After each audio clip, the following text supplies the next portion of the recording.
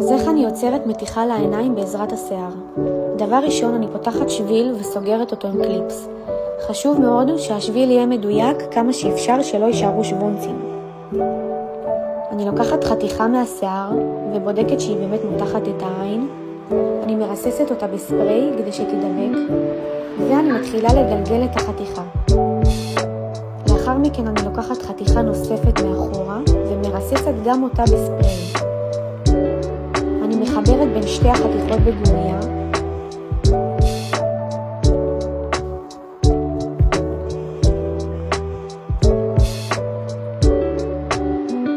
ומגלגלת אותה פנימה כדי שלא תקפוץ לנו מתחת לשיער.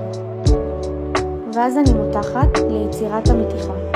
שיהיה בהצלחה, ספרו לי אם הצלחתם.